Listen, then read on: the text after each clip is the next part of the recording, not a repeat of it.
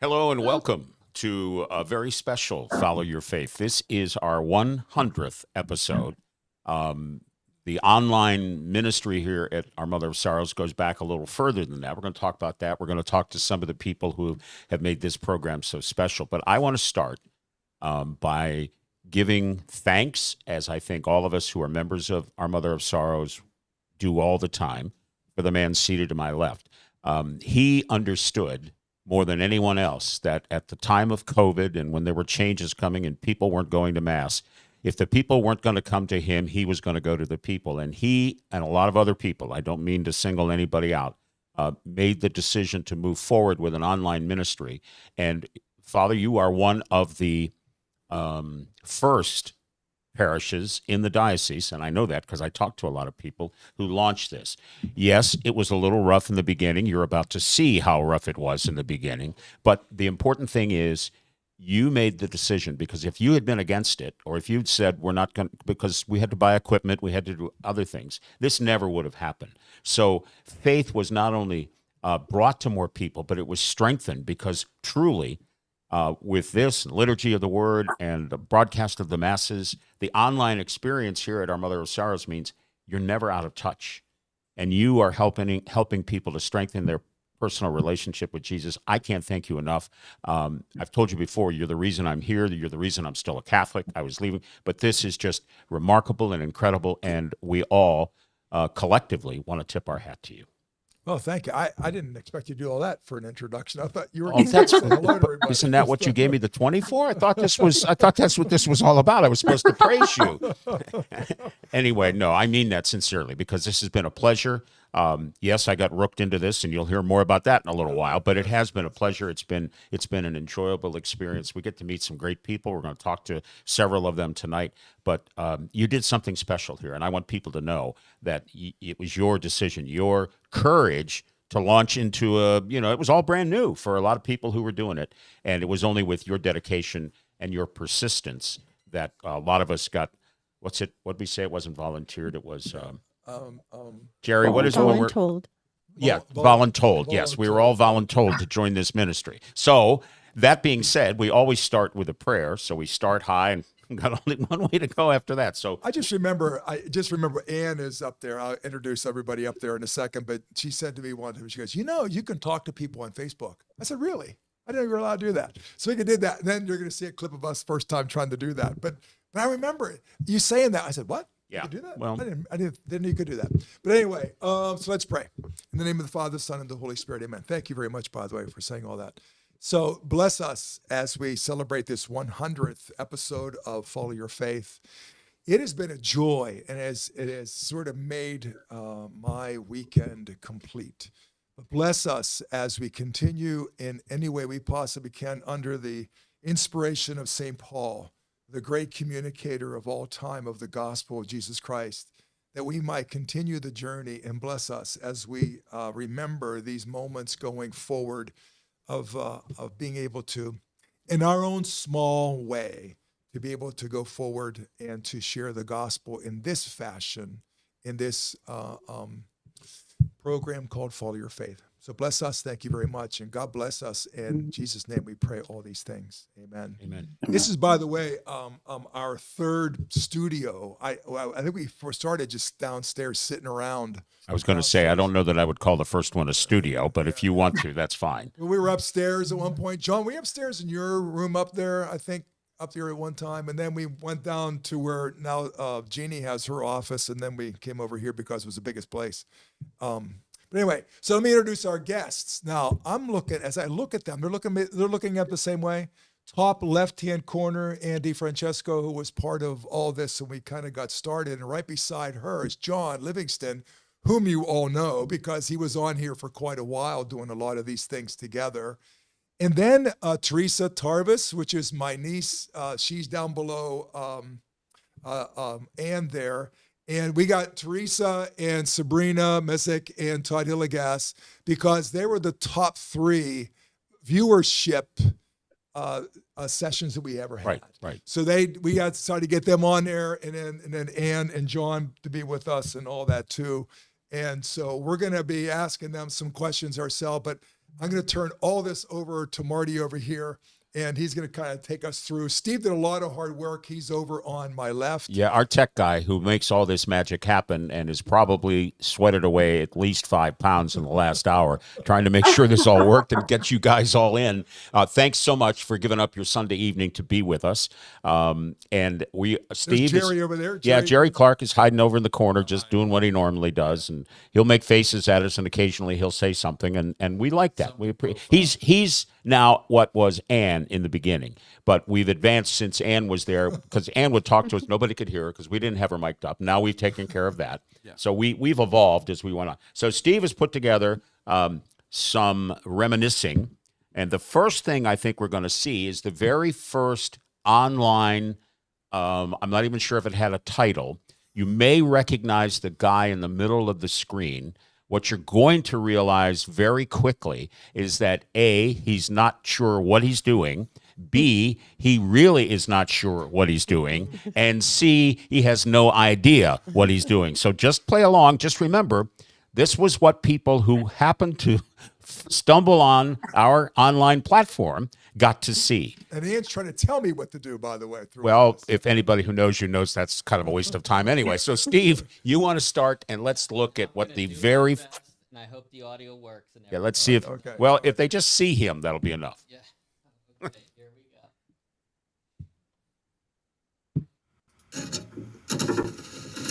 I am now live. Oh, now watch. Okay. Where's the screen? Can I see this? Oh, there it is. Oh.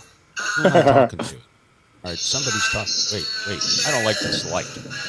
I'm a ultra lighting technician. I'm going to go back here and adjust things. Now, pay attention to what the light looked like before he started adjusting. Okay, no, that's not good. Turn it on. And he's about to come back and sit down with the same light that he started with.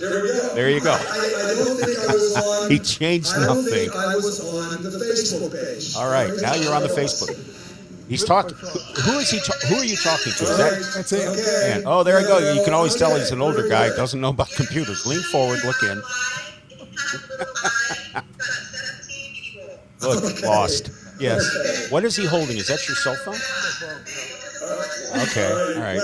You can just imagine people stumbling on this, how they'd want to watch. That was the first time to say... Oh, there he goes. He wants to tell us again he's live. All right. You want us to... Do we have to watch this again? Cut this now. Cut this. All right.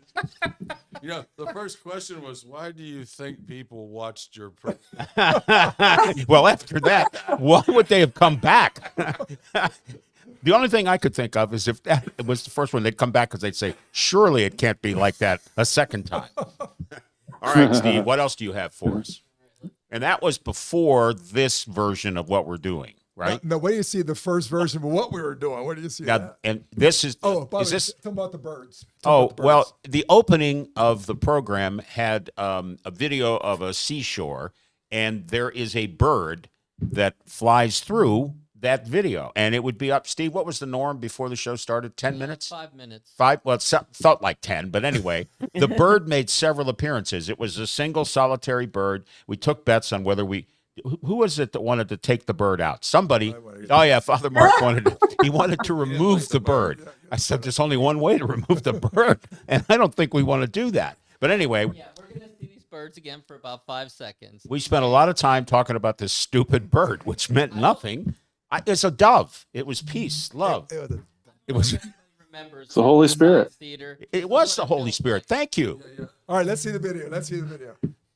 What? I don't even know what we're looking at. Is this the bird? This is the first video. This is the first Follow Your Faith episode.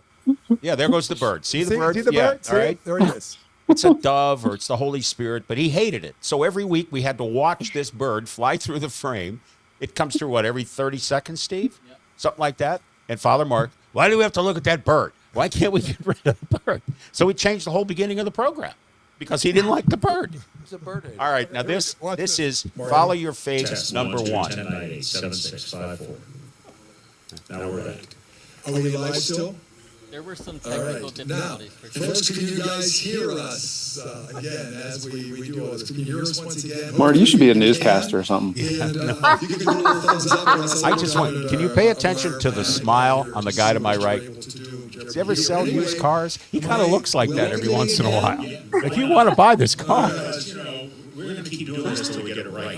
Father Mark Bagley here, as you notice, I 100 episodes dressed later. in much more casual clothes, only because I was asked to do that given the context of our Facebook Live, Follow Your Faith. And beside me is not John Livingston, once again, it's Marty Radovonic. There you go. And so welcome to you. Pleasure to be here. This is the first time in nearly 4 years that I have been happy to be here.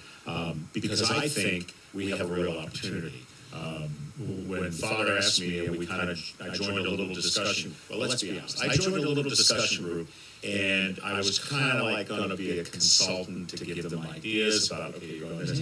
Then I got an email, and those of you that know this person will understand this. Then I got an email that said, I was talking to Ann, and by the way, Andy Francesco is with us and is going to join us throughout the evening. Say hello, Ann. Thank you. And we'll get to why Ann is here. But anyway, I get an email that says, well, Ann and I were talking and thought, it'd be great why don't you be the moderator? And I said, well, what does that mean? He goes, well, you just sit, because we're going to have guests, we're going to do that. You just kind of like keep us on pace, watch the time. And I said, okay. Shortly after that, it became, well, no, you're going to be the host, and oh, by the way, you're going to produce it as well.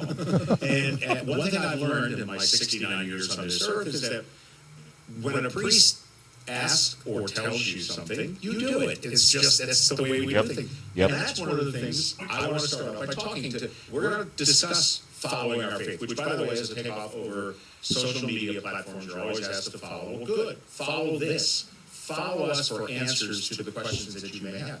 But, okay, I was raised. Should we talk about their texting? Oh, yeah. Why is See, Ann I here? think that's enough. Because she just brings much more. She's There's- live in to bring some personal. But anyway, we appreciate the, that. the whole point of that one was that we were kind of like feeling our way through, and when it was Facebook Live, and we decided that we were changing when John left, that's how I got voluntold into doing all that I was doing, and we needed a new title, and I said, well, why not Follow Your Faith? It's, you follow Facebook, and that's what we became. I don't think any of us 100 episodes ago had any idea where this was going to go. No idea. It's been fun. It's been challenging. There are Sunday nights where I look at my watch and I go, oh boy, we got 40 minutes left. What are we going to talk about now? And then there are other nights where, I got to figure out a way to close this out because he's going and going and going and we're running out of time. But it's been very helpful. And what I think has been amazing is the number of people who watch, comment. We hear from people not only online during our episodes, but we hear from them out on the street, at church. And I think that's a really cool thing. Now, you said we do have the top 3 guests. These are our superstars. This was it's not a contest. It was simply which one had the most views. And our top is Sabrina Mezek, who and the way we measure our audience is, Steve, can I talk to her a little bit before you do the analytics, or do you want to do the analytics now? There's no rush to put the analytics up. Okay, Maybe but take advantage of having our guests. Yeah, I want to point out, and we'll talk more about this, but Sabrina, these episodes, I don't remember. What's our average, Jerry? 80 to 100 or something during the episode itself? Live itself. Live is something. A good night's like 65 to 70. 65 to 70, but it stays up online all week. And Sabrina, the last I looked, you were over 700 views. You were getting close to 800 views, which is like, it blows everything else out of the water because, people were very interested in what you had to say. And that's the part that we like about this when we have guests. I mean, the two of us sit here, we drone on for an hour, but when we have guests, it's just a better program. And Sabrina was one example, as was Teresa, as was Todd. We're going to talk to all of them. And Ann was, she was like our rock, kind of steadying us. And John started this whole thing. So everybody that's here tonight has a role. Everybody's been important. It's just, it doesn't, when you're first, second, or third, doesn't mean you're the best guest. You're just, we're going to ask they were all questions about fabulous. that. Every guest we had was fabulous. The more they talked, the less we The did. thing that's interesting is the top 5 shows were all guests. Yes. All That ought to tell you something. I know, I should- People get tired of watching you and me. All right. Now, we actually track We're not making this stuff up, but we track what happens with Facebook. Steve Gagan is our IT guy. He's our guru. He does things with numbers and wires and computers that none of us understand but all appreciate. So, Steve, give us an idea of what this program has done and what these 5 people in particular have helped create. Yes.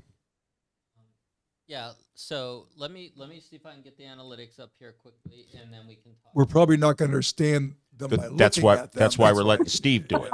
Yeah. Trust me, he put it up before we started, and he said, "What do you think?" And I said, "Well, it looks pretty. I have no idea what it means, but it looked really nice." And by the way, those for those of you who may have been wondering, should I watch the Masters or watch Father Mark?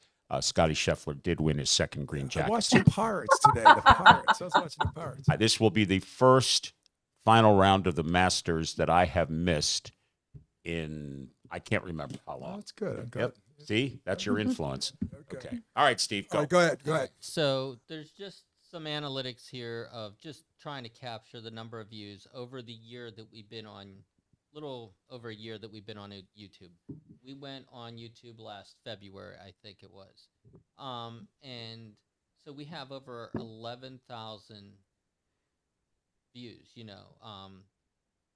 just it's like we said, it's amazing how many people watch this, and they're always up there. Even the Facebook ones still are up there from our Almost Today page, so you can watch any of these episodes if you're interested. These are the top 5 episodes. The first one, of course, like we said, was Sabrina. Then was episode 6. Tracy, right behind there, man. Yep, episode 62, which was Father's niece, Teresa, and then Todd Hillegas. And then the big one was the Divine Renovation, I think, right, Father, bringing your parish from, Right. Yeah. I forget the full name. But then the 5th one was episode 67 with Chris Valente and Josh Nipple, which was a very good episode. So those were the top 5 episodes. And again, the thing to point out there is the top 5. All the top episodes have guests. So, that's what I makes guess this the program word is we need more guests. Yes, that's exactly what it is. Well, and you look at between Sabrina, Teresa, and Todd, there's significantly more views than, it drops off somewhat after their 3 episodes. We're going to talk about that. We're going to ask you guys about that a little bit here in a minute. It drops off dramatically from 5 to 6. Number 6 was John Livingston and I. Oh, really? Okay. Did it tank? Yeah. Did it? Yeah. Would you have been Actually, it canceled? was probably If you were on the big very 3, would they have, compelling. if you were on the big 3, would the net said, that's it, you're done? Canceled? Okay. I'm just Then curious. comes me and Marty somewhere along Yeah, the way. well, we're not all that entertaining. We're just doing what we, we thank you though. You guys being here is just, so I think, why don't we let's ask all of you, and any one of you 5, I don't care who you are, you take this and we'll get hopefully all of you to share. Why do you think people watched your episode? What was it about it that you thought people would have resonated with? Because obviously, whatever you said, whatever you did, it did resonate. So why? Anybody? Don't make me pick you. Pick somebody. So I will start, actually. I think why our episode, first of all, it started off with our leaders, Anne, and just everybody who started this whole process with us. My story in general, I think, surprises so many people because I not only fought cancer once, but I fought cancer twice in a way where it typically was supposed to take someone to heaven, and it did not. Instead, what it did was it brought heaven or Jesus to me. Wow. And Great because story. of that, Love it. I think that people just see that and they feel that, and they're just like, you know what? How did this woman have this experience? And how do I understand how to get to that point to see that? Like I truly saw the face of Jesus, not the details of his face, but his peace. Not only did I see his like, oh, so I suppose you could say I saw the Shroud of Turin. That's what my visual was. But it was the peace I felt the moment I opened my eyes after my craniotomy, where people would typically feel despair and sadness, thinking this is it, I'm gone. Instead, I felt, I'm going to be okay. And I looked at my husband and I said, I'm going to be okay. I just saw Jesus. I don't know if you're going to believe me. And I respect if you do not, but I just saw him and I felt him in here. So I think that is what it is. I didn't go to heaven. I think Jesus came to me. Beautiful. Awesome. Beautiful. Teresa, what do you think? Why do you think I everybody? think pure curiosity. Well, and we promoted you. We promoted you quite heavily because of the dichotomy between you and your Uncle Mark. So we, and we were. And I think people were expecting a big fight, Oh, so absolutely. they were zooming in to say, "Oh, Oh yeah, this is going to be a knockdown drag out," and Yeah. it was anything but. But why do you think people would have come and watched what you guys did? Well, I think the possibility of a fight was a good draw, but I think I'm pretty reasonable, and also, I mean, I don't want to be controversial, and I don't think that my views are any better or superior or whatever than anyone else, and so I was just happy to listen and share and hear what everyone else thought. But also, explain a little bit about where I am in my life. And you did a wonderful. I have to tell you, I agreed with you a lot during that hour, and I'm thinking, well, if I was sitting there, I'd probably be in trouble now. But seriously, because you presented what you believe, and you did a great job. And yeah, I mean, I think some of us thought there might have been not that you were going to fight, but there might have been a little friction. But the cool thing about that episode is it does what we try to tell people here all the time. This is a show for believers or non-believers. We don't care. It's not about a church or a religion. It's about, if faith is something that sustains you, then we want to help you sustain it. But it's about free discussions, right? I think they zoomed in or whatever to maybe see conflict or whatever, but I think they stayed because there wasn't any. Right. Jerry. The comments were overwhelmingly positive about the honesty. Yeah. You were a big hit, Teresa. Oh, And yeah. people were expecting, well, there's this woman that doubts things. Well, you turned into it was such an honest conversation, and you're speaking for a lot of people. Mhm. And it really. Oh, and Go ahead. I don't think Uncle Mark and I disagree on as much as it may seem, Right. coming from different perspectives. Right. Exactly. That's what I thought. And that's what I found so fascinating. And that's why it was so much fun to watch it, because I said, it's such a good discussion. And you both, like I said, there were times you said things and I'm thinking, okay, yeah, I can understand where you are there, because that's how I feel sometimes. But And by the way, just quickly, I asked Teresa one time if we'd come back again because people have asked you to do that. I said, what do you think we should talk about? And you said hope. I never forget you said hope. You said it more than once. And I don't know what to do with all that. But anyway, I just thought I'd throw that out there. all right. Now, Todd is he's a warrior, because where do you live, sir? Tell everybody where you live. You don't have to say house number, but what town do you live in? I live in Fishertown. Fishertown, which is in Bedford County, on the Yeah, other yeah. side of the behemoth called the Bedford Mountain or the Pleasantville Mountain. Pleasantville More- yeah, Mountain. Pleasantville Yeah. Mountain, not the Bedford Mountain. Yeah. And he Great. he drives that mountain to come to church at Our Mother of Sorrows. Not really sure Yeah. why, but he does that. So we thought it would be good to have him, this Bedford County. So then he shows up late tonight because he's in Pittsburgh. So he's like this road warrior who goes everywhere. And Todd, what I've learned from you and what I respect from you, I remember I was a part of that Matt and Bill Ingram, that small group. Small group. And they were Zoom, and there was talk about going back to in person. And they said, well, no, Todd's in Bedford. It'd be tough for him, or in Pleasantville or wherever, Fishertown, be difficult for him to get here. And I'm thinking, wait a minute. I didn't know anything about you at that time. And I said, you have a member who lives in the other side of the mountain who comes here? Why? And that's to me, it's testimony to your faith. And I've listened to you, I've heard you speak, and you're an amazing person. But why do you think, unless you paid for all the people in Bedford County to watch, we get clicks there or something? All but- 71 of them. Yeah. I think, Steve, you better check your analytics and make sure it wasn't my grandmother that skewed your numbers there. I think that's probably what happened, actually. I think a little bit similar to Sabrina's story. Mine is a story of going through suffering, not nearly to the degree of what Sabrina went, but people knowing me, so things that I went through as a kid with my leg, and then turning 50, my gift for turning 50 is my leg was amputated, from the middle between my knee and hip. And I think that resonated with people, just hearing the story of all the struggles and the suffering and the challenges I went through, and talking about my faith with that, and all my recognition of so many people that were so good to me during that time, most especially my wife, Heidi, my kids, my family, my church family here.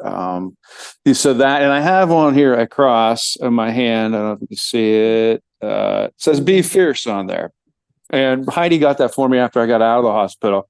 So one of my nurses, who was outstanding, truly outstanding, she was so gentle, and she had a tattoo on the inside of her wrist that said "Be Fierce." She had some real struggles with a marriage, and she got that, and we saw it. And Heidi got me that, and I wear that pretty regularly. And so I think my story of perseverance, maybe that's what resonated with people, and trying to continue to smile. Father, I think your homily earlier today about growing. I maybe ad libbing, but we can choose to get bitter, or we can choose to get better. And I want to choose to get better. I want to get better.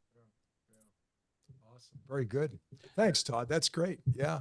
I think you're right about everything all that you guys just said. Let's get the other two in here before they think, why did we come on here? They're not talking to us. And I'm going to do ladies first.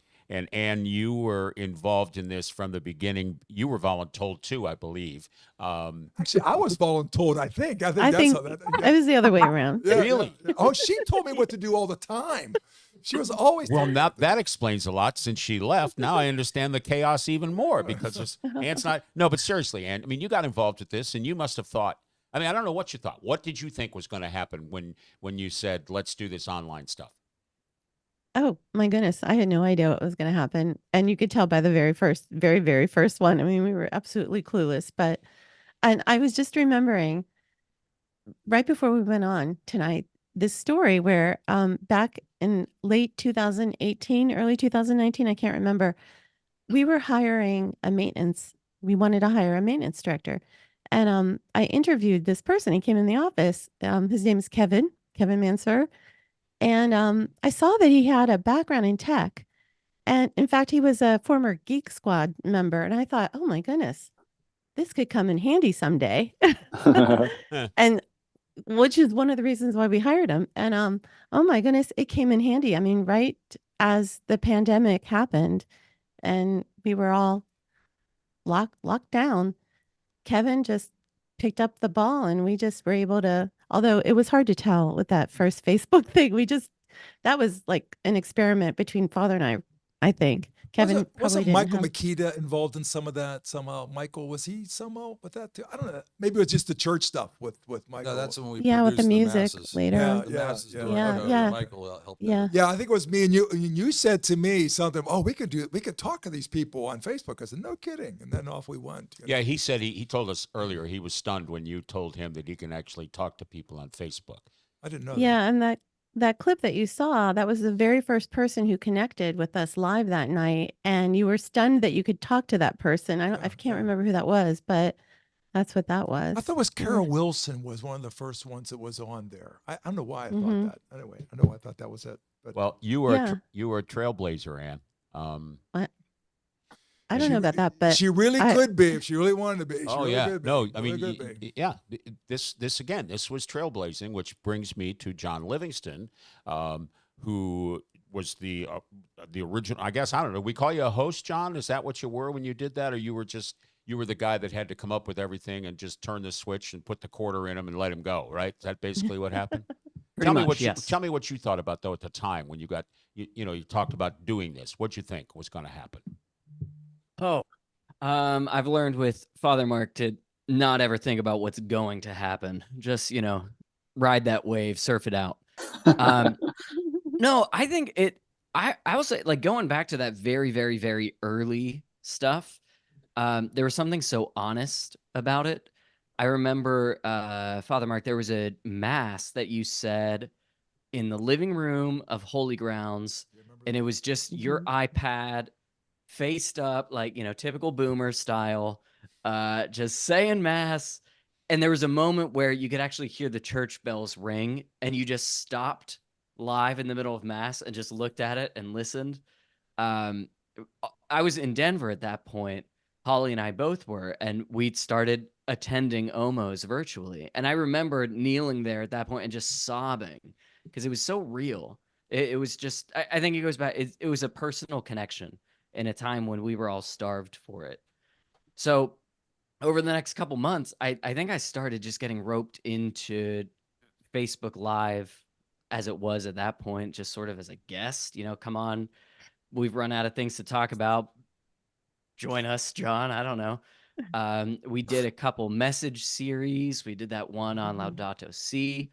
And then in the course of all of that, Holly and I moved back to Pennsylvania, and I was just sitting around. So I kind of became regular on Facebook Live. And that, yeah, it was Jeannie's office. Then we split up for COVID because the kind of surge came back. Then we went upstairs. I think we were only in that upstairs, that really, really hot office throughout the summer when there was no AC. And the second the weather cooled down, we're like, oh, we don't need to be up here anymore. But then I ended up, I got the job in Indiana, PA, the town. And actually, Marty, I remember running into you at Chronix. Yep. I was buying an engagement ring for Yep. Holly. Yep. And you pulled me aside to say, what have you done? What have you gotten me into? So Well, that was an honest feeling at that moment, because I thought, I watched you and I thought, there's no way I'm not getting to this guy's level. That's impossible. And there was a lot of pressure because you guys just did it. I mean, you were so comfortable doing what you were doing. And again, I was originally asked, can you just help us? Just be a little consultant, listen, see what you think. And I thought, sure, I can do that, because I had retired. I didn't want to do anything like that anymore. But you Now guys, he's working for Channel 10. well, true enough. Well, I got tired of sitting around, and it's a long story, but it doesn't matter. But no, John, I always thought that you guys, again, you're all trailblazers, because you were doing, and it wasn't just doing online stuff. I mean, you were giving people a reason to watch. You were giving people a reason. They had if they wanted to learn, they could, right? I mean, this wasn't a high entertainment value. It still isn't. I mean, it's just, most of the time it's just two old guys sitting here talking about stuff. But trying to motivate people just to say, whatever you think about your faith, it's okay. I mean, good. At least you're thinking and talking about it. There were times where I watched you, and I will tell you this, Steve. I will tell you this very honestly, John. Father Mark said to me once, he said, "Did you watch?" And I said, "Well, I tried, but you guys were." I mean, you were way up here. You were light years above my head, and I went, "Yeah, I couldn't follow it." In fact, when he asked me to do this, I said, "I'm going to bring it back down a little bit if you want me to do this," because I thought, I know the message that you guys were given was really strong, but I think, no, what are we trying to say here? So I let him do all of that, and then I just try to normalize it. That's a bad word, but I just try to bring it down a little bit. But when he asked, I have to follow John Livingston. I mean, I know what Dan Rather felt like when Walter Cronkite retired. I'm telling you, when you replace somebody who's like this presence, I mean, that's hard. That's hard to do. Yeah, it would be. Steve's going to chime in now. Now I'm really going to get nailed. I do not talk much, but that's why I get nervous when you say you want to talk. Well, I just want to say, Father is so motivational, and I used to watch you guys, John, everything, and loved it. I never thought I'd be sitting here, and I said, well, Father keeps saying we gotta, do what we're being asked to do by God, and I said, well, I can fix computers. I'll offer to fix a few computers. And look where I'm at now. I mean, I never thought I'd be doing all this. Yeah, not only is Steve doing this, he's doing the live stream at masses, and I hear more people commenting on the live stream now than ever did before. They comment. If you want to see something really beautiful, go look at the Easter Vigil on live stream. But Steve is doing a great job. Absolutely. So anyway, our guests. Go ahead. I just want to. You haven't said much at all, and I'm sitting here. I'm trying to figure out what's going on. He's not talking. I'm good. I'm listening to these guys here. No, you came up with these. I just start. like, can I ask? Let me just ask a Then bunch I'll of questions, jump and then you guys can jump in. We're Yeah. not Now- following the script here, people. yeah. So Teresa, I want to start. I want to start off with you. I have specific questions to ask you guys. How do you think we should try to engage people who don't believe? Maybe I don't want to offend you by this question. I hope I don't at all. How do you think we should try to engage people who don't believe or question all of this? What do you think would be the best way to engage that? And what are their big questions? What are the big questions of those folks that wouldn't darken our mother's sorrows if their life depended on it? I guess if I can put it that way. Does that make sense? And by the way, everybody else jump in. Everybody else jump in. So I guess actually I'm going to go back to you saying that I said that if I come on again, we should talk about hope, because when I was going to come on the first time, you had given me a list of questions that people had asked me that they wanted me to look at. And one of those questions was, how do you have any hope? And I thought that was a weird question, just because I'm like, I don't have hope because of religion. I have hope, for my kids, the future, like what I hope will happen. And so that was such a perplexing thing to me. And so I guess part of it would be, I guess, appealing less to people from the perspective of religion, but like, how do you reconcile just having hope and having morality and empathy and all of those things? To me, the source of those is not necessarily religion, despite the fact that I grew up Catholic. I went to church. I went to CCD, we called it, or whatever. Like, I got all the sacraments. I don't feel that Catholicism was the root of those things to me. And so I think that's kind of where I had stepped away, because I wasn't feeling religion as the root of those.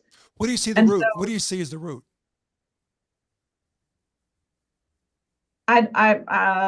Good question. Automatic. I don't know.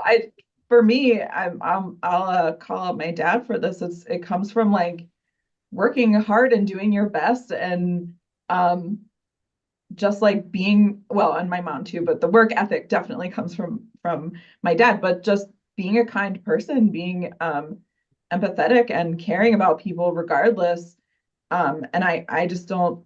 I don't necessarily tie those two things together. I feel like I'm a kind person because it's the best thing to do, not because I learned in religious ed that I should be kind because Jesus was kind. And I just feel like that's maybe where the disconnect is. Like, I don't, as someone who's agnostic and I don't know what to believe, I'm just taking being a good person as the root of, like, people should be kind, and I don't necessarily take the religion as the root of that. Anybody else want Teresa, to? can I jump in? Is not everyone that's kind has religion. So No question. Right. No question. Yeah, go. Sabrina? Sabrina, go ahead. So, and Teresa, the reason I respect so much where you are coming from with that, I think you can be an absolutely beautiful, kind-hearted human being without having a necessarily Baptist Christian background. I think that all comes from the calling from God. No matter what you are, in my mind personally, is I think you have a calling to just be a good human being. And because of that, you are going to teach your children that. And I love that. No, you don't necessarily want to follow your roots of being Christian or however, and that's okay. I respect that very much. I accept and love you for that. I just met you today, actually, and on video, and I absolutely love and respect you immensely for your beliefs and who you are, because you are a kind human. To me, that means everything, because that's what God wants us to do. No matter what it is, in terms of, I'm just an accepting person. I think you raising your children, you being a kind human, that's it. That's this world. That's what we need to be. And if we want this world to be a better place, that's all we need to be. That's it. So I want to commend you on that, because to me, that's how I live my life. I'm a Christian, and that's how I live my life. That's how I teach my children. You agnostic, and that's beautiful in your own way, because you want to know why? You are a kind woman who want to raise her children to be kind humans. Ultimately, that's what we all want in this world, right? To make a big difference, to change. Need a lot more of it, that's for sure. So, what are the big questions of people that'll be outside of my purview? I guess I should say that. What are the big questions of life that maybe the people I don't talk to all the time? Todd, you get in, you're involved. I mean, business wise, I mean, Yeah. you're Yeah. doing a lot. So I think it's your challenge carrying your faith through what you have to do. I mean, sometimes life gets in the way of faith. Sometimes faith gets in the way of life. That's why I think that Teresa's got a good, sound concept there. It's like it's not driven by anything else except what I feel and what I need to do and what works for me. But I'd be curious about somebody like you, because you have that you have that broad business background. We won't tell people what you do for a living, because we might have to do something to them if they knew. Because let's just say Todd's a very important person. We'll just let it go at that. Yeah, Yeah. that's funny. Um, I think like for me, I think I can't like put my faith or have my faith at certain times, or the way I live. I have to be authentic in everything that I do with my faith. So with the work environment, as an example, um, I think I try to be open, because I have people that I work with from all kinds of backgrounds, all kinds of backgrounds, and from Muslim, Christian, Hindu, Jewish, right? And the one thing that I think is common, that it doesn't matter if I'm in the United States as a Catholic or if I'm in India as a Hindu. I think how you treat one another resonates across all religions. So the one thing I try to do, like with my team at work, and then even try to in our house as well, and not always successful with that, but at work, I've worked with my team to like create a manifesto as an example. And so one of the things I'm going to be doing this week is we're going to be taking a deep dive into that. And our manifesto has 5 core principles: respect, communications, growth, support, and accountability. Right. And I think that resonates with people, and how you treat them, and the expectation that we treat each other with respect is our core pillar with that. So I find that my faith, even though it's deeply rooted in Christianity and Catholicism, that's going to resonate with an agnostic. It's going to resonate with somebody who's Muslim. It's going to resonate with somebody that's Jewish. So I can live that faith without necessarily, wearing the crucifix, right? I can still do that without having to necessarily show it. So I think it's really important that for me to live it and really breathe it in all aspects of my life. And my wife and kids will tell you I struggle with it at home at times. I mean, I really do. But I try to be authentic in all areas of my life with that. Try. Can I ask John? John, given all that we're talking about here, I didn't have this as one of my questions here, but Pope Francis keeps talking about the word accompaniment. And we just had Jason Everett here, and he was talking about the different issues around relationships, sexuality, and all this other stuff. And he kept on mentioning the idea of accompaniment. We should accompany each other in our journey of life together. Can you kind of like maybe, I'm sure you're aware of the context of all that, and just share what does your word accompaniment have to do with any of this we're talking about right now? What does he mean by that? What do you mean accompaniment? Yeah, I think it does tap into everything that the 3 of you just articulated, that I think there is within each person a drive toward the good. In Christian terms, we would say that is the image of God. That is the source of our dignity. But I don't even think you need that theological starting point. I think we can intuit it. So I think accompaniment is about starting from that unified place, that common ground that we all hold, and walking with people wherever their immediate next step is. I think too often in terms of like evangelization or any type of catechesis, any forum like this, I think too often we launch to the end and like we're greedy salesmen that need to make the sale, that we need to close, that we need to make sure that at the end of the day, you've given your life to Jesus Christ and you're going to be baptized, confirmed, and communicated in the Catholic Church. I don't think that's very helpful because I think some people are starting with what is right in front of them, the crisis, the fire that they are trying to put out today. And I think if we are not walking with them from exactly where they are into the very next step, boldly and with love, then I don't think they're very interested. I don't know if that answered your question or Well, just I very I creatively agree, evaded John. it. Yeah. I absolutely agree with that. 100,000,000%. I agree. Absolutely.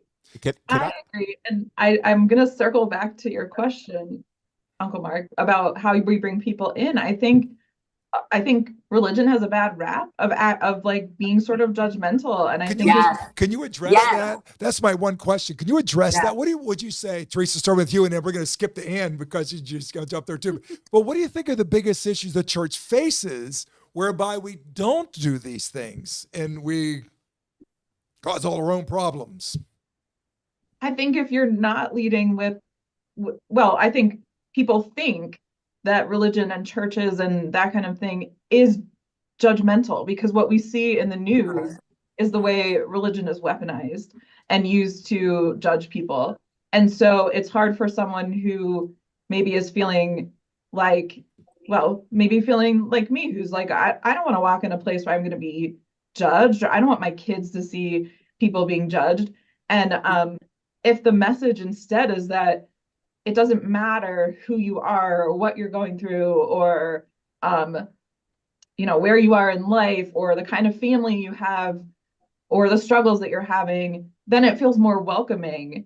And I was just thinking, while Todd was talking about the manifesto that he has, my first day of class every semester, I have a policy in my class, a be kind policy.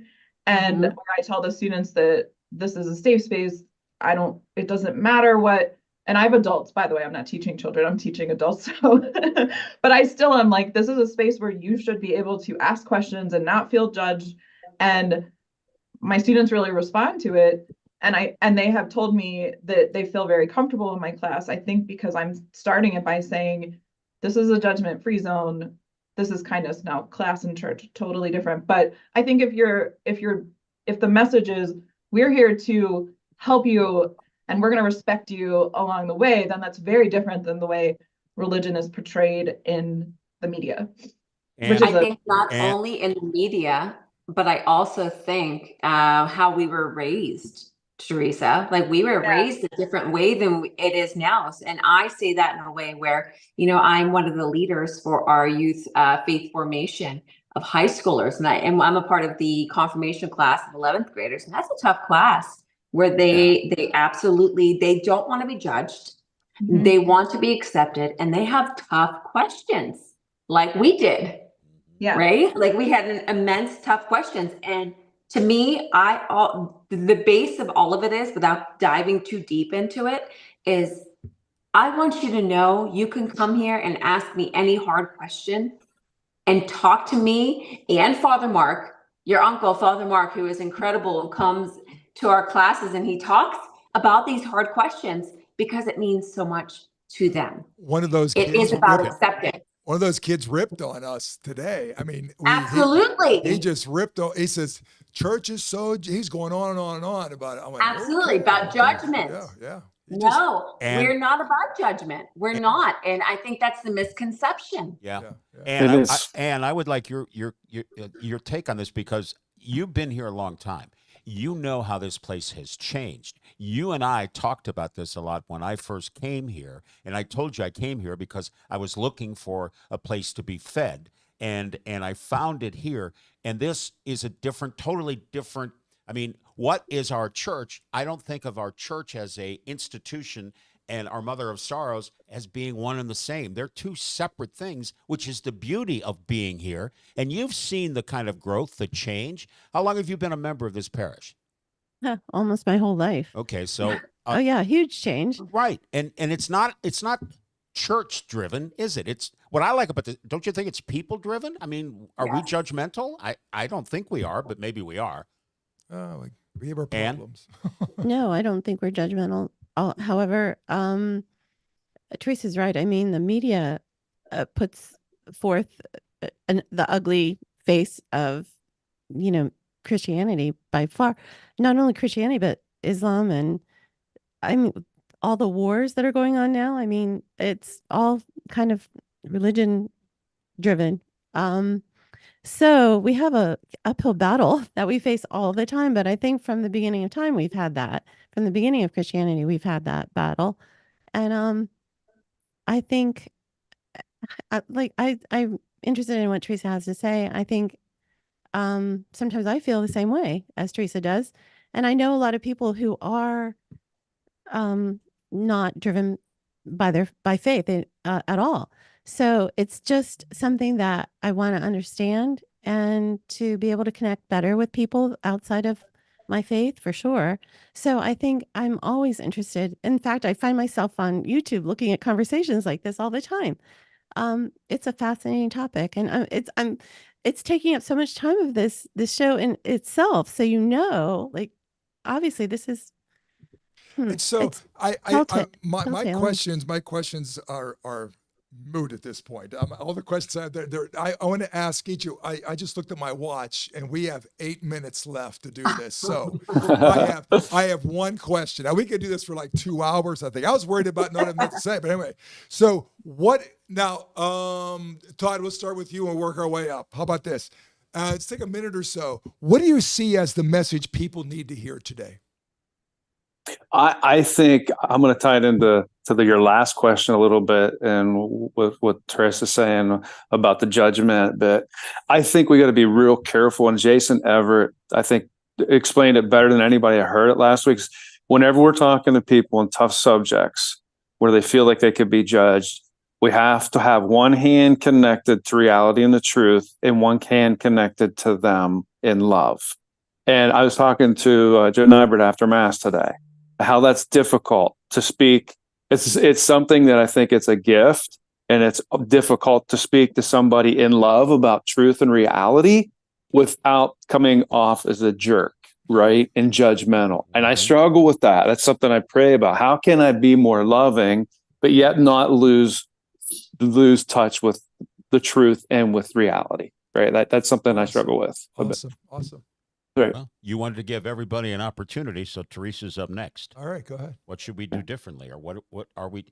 I What's thought you the wanted message that question. people? You wanted that to go to everybody, didn't you? Yeah. What is the message we all need to hear?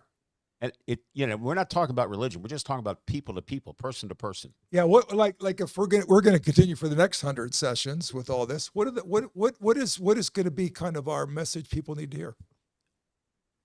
I think it's just respect and acceptance. Okay. That's my short answer. I'll tell you, that's a great short answer.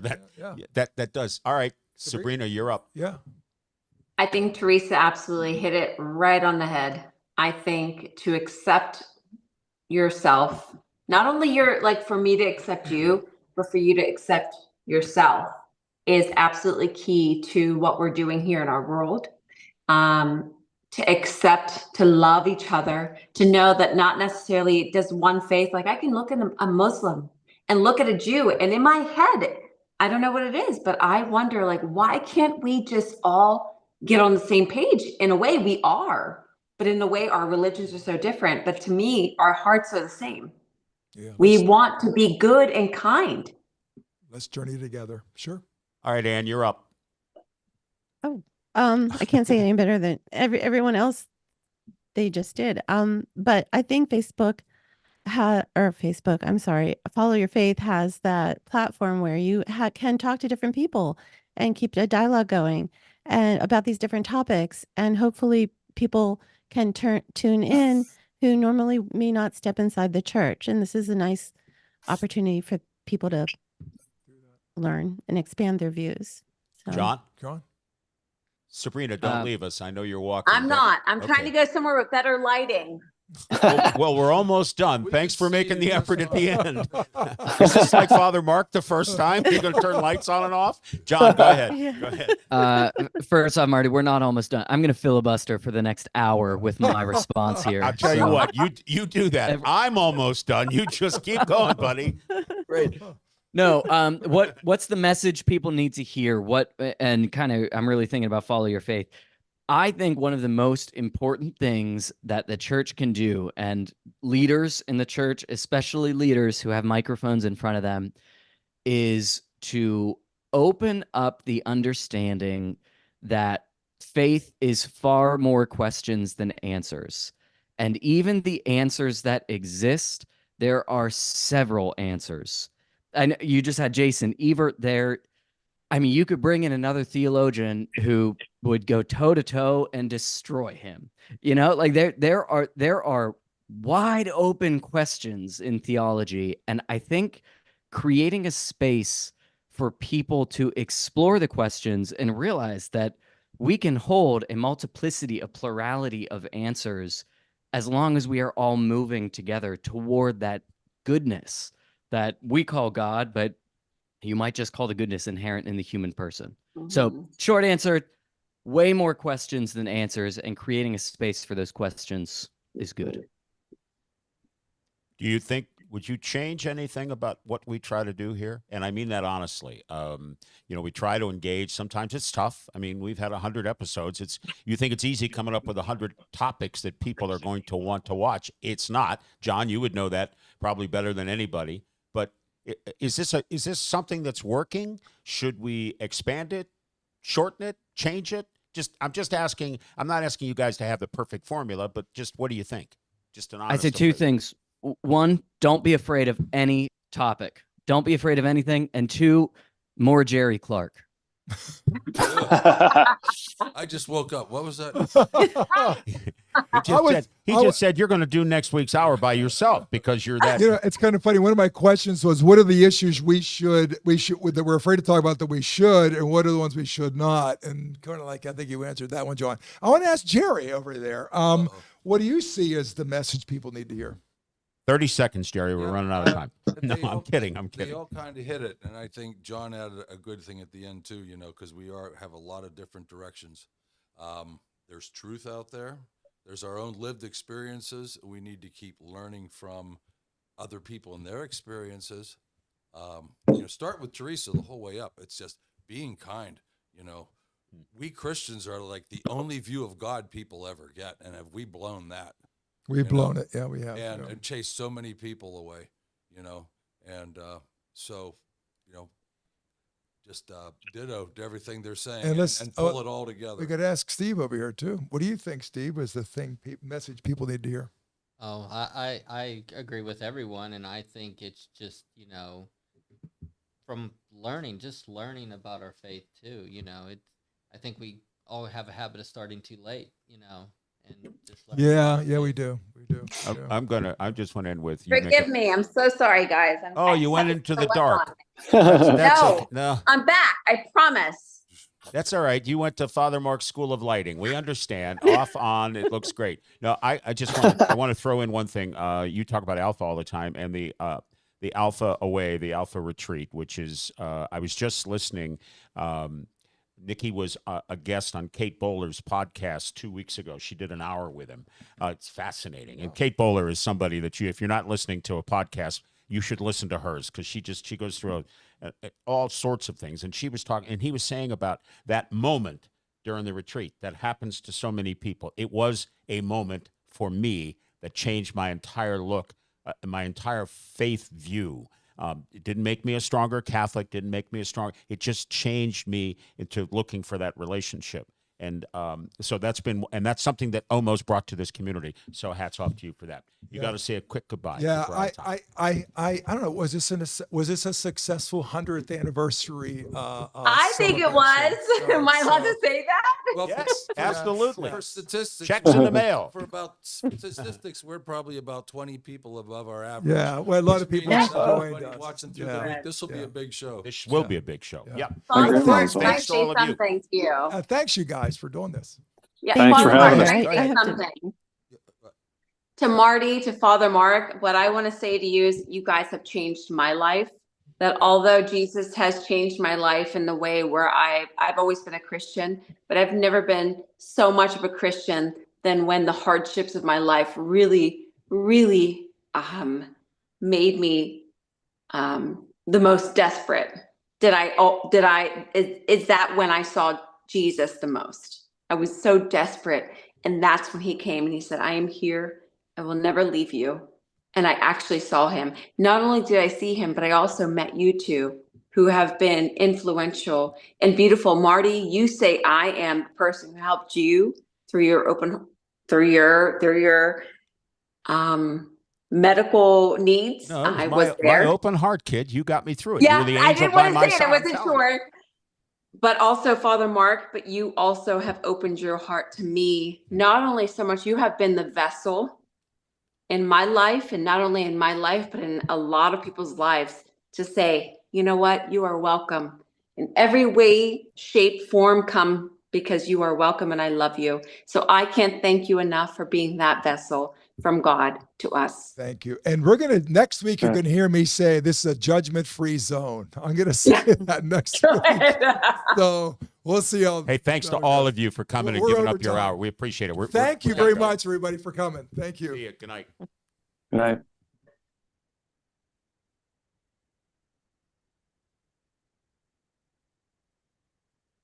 Just us.